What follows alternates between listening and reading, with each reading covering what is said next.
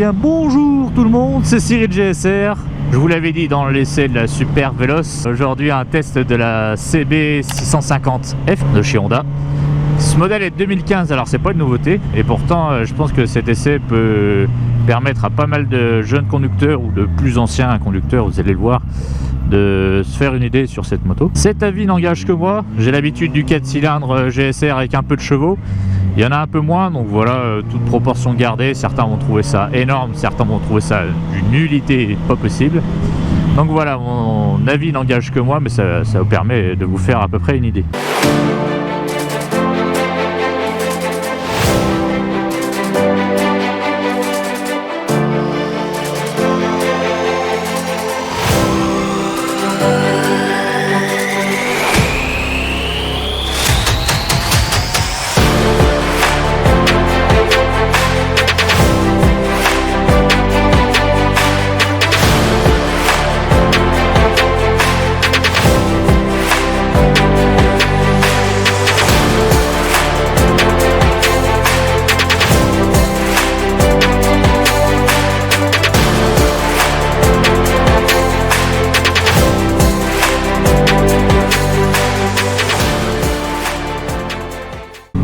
Bon, comme toute bonne Honda, elle a une largeur de coupe de 50 cm avec différents niveaux de coupe, différentes vitesses aussi. Vous pouvez avoir un gazon qui est de plus en plus beau.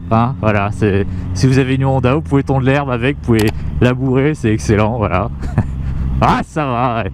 Fallait bien que je la place celle-là.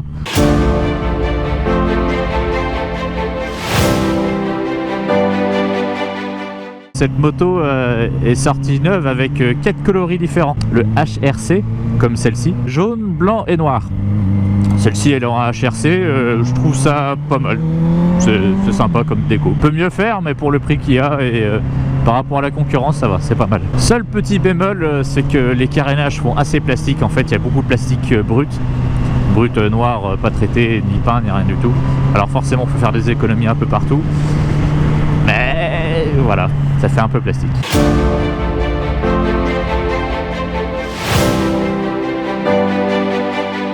Elle est sortie neuve à 6 599 €. C'est moins de 6 600. Ah ouais. Et vous la trouvez d'occasion entre 5 000, 4 500 peut-être avec 10 km. Donc voilà, ça en fait une moto assez abordable, même pour les jeunes permis en fonction de votre budget. C'est assez abordable. En revanche, il y a un point que vous allez devoir prendre en compte si cette moto est bridée ou débridée, c'est que le bridage coûte extrêmement cher. Vous avez le boîtier CDI à changer, plus les venturis. Et il y en a à peu près pour 1 000 €, sauf si vous trouvez un boîtier CDI d'occasion, des choses comme ça, et que vous pouvez le monter vous-même. Mais sinon, si vous passez par une concession, c'est 1 000 €.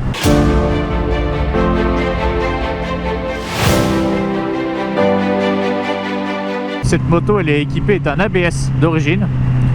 Pour l'avoir déjà testé, il se déclenche assez bien, ça va. C'est un ABS quoi.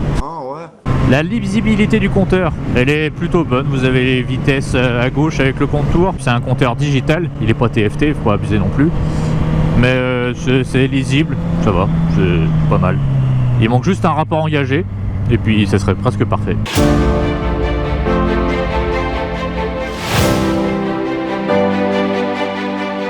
C'est un canapé, franchement vous avez une position qui est relativement droite avec le guidon d'origine. Bon, il a rajouté une selle confort, mais avec la selle d'origine on est pas mal aussi. Je veux dire, vous pouvez enquiller les kilomètres sans problème, même en duo, je pense que ça passe assez bien.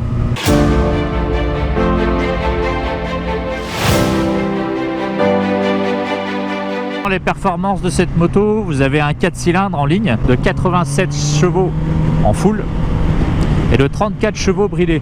J'ai pu l'essayer en bridé et là aujourd'hui c'est un essai en débridé, donc je vais pouvoir vous dire mon ressenti comme ça à chaud. Alors en bridé, 34 chevaux avec un 4 cylindres, c'est pas folichon, mais c'est suffisant pour se faire la main. 87 chevaux avec cette moto, voilà, ça commence presque à être délicat. Mais c'est pas mal pour un 650. Vous avez un réservoir de 17,3 litres qui vous procure une assez bonne autonomie.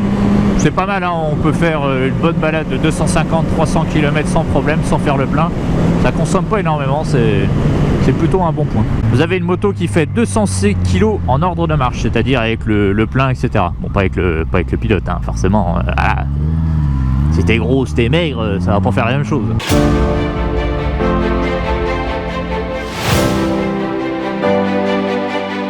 C'est très très maniable. En fait, c'est vraiment une moto école. C'est facile en fait, c'est facile d'utilisation. J'ai pas peur de prendre cette moto, ça pourrait être celle-là ou une autre. Vraiment, c'est extrêmement facile et c'est vraiment cool. À basse vitesse, c'est pareil, hein, 206 kg, c'est pas énorme. Ça se manœuvre assez bien, la selle est pas très haute, donc on touche assez bien les pieds par terre. Donc un point fort en maniabilité. Malgré le châssis qui est pas non plus foudre de guerre, hein, avec une fourche qui est pas inversée, etc. aussi, c'est pas... Voilà. Vous n'allez pas avoir une hyper sport avec ça, mais c'est pas mal pour débuter ou même avec un petit peu d'expérience.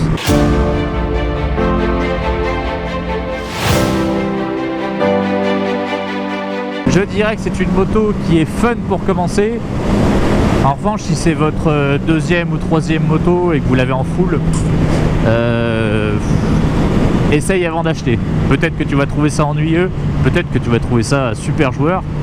C'est à vous de vous faire votre propre ressenti. Personnellement, c'est pas une moto que j'achèterais après le GSR par exemple. Mais peut-être qu'en deuxième moto, ça m'aurait largement suffi. Je sais pas, avant j'avais une Bandit. Pareil, c'est un 4 cylindres qui est un petit peu plus lourd que celle-là. Je sais pas, ça aurait peut-être pu le faire. Bon, après c'est une Honda, donc voilà, si t'as pas de terrain, ça sert pas à grand chose d'avoir une Honda. Mais... Oh l'assassin! Oh l'assassin! Oh l'assassin! Oh là là là là là là!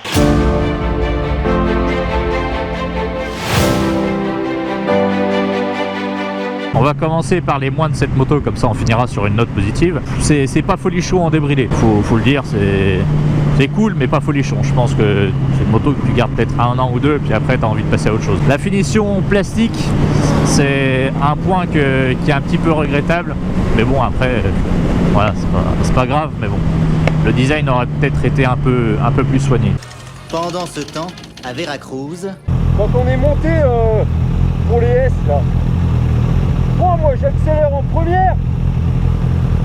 Oh, ah bah oui, oui. Oh putain, ça marche hein. ça fait pas ça avec la mienne. Ah bah non.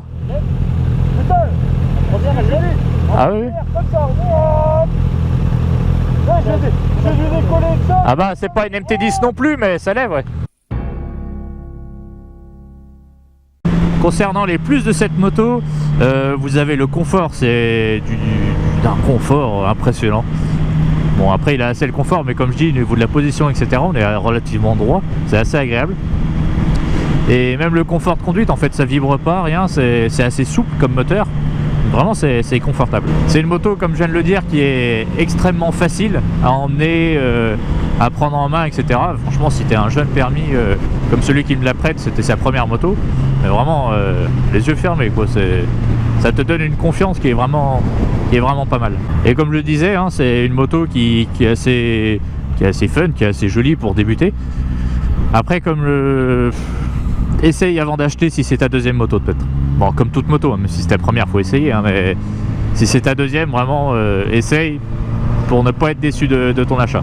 Voilà, c'est tout ce que j'avais à dire sur cette moto. Merci à David de m'avoir prêté cette Honda, ça te fait une expérience de plus. C'est sympa, voilà.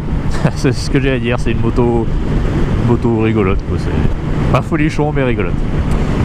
Sur ce, je vous souhaite une bonne après-midi, une bonne journée, un bon appétit, ce que tu veux, tant que tu respectes les limitations de vitesse, voilà.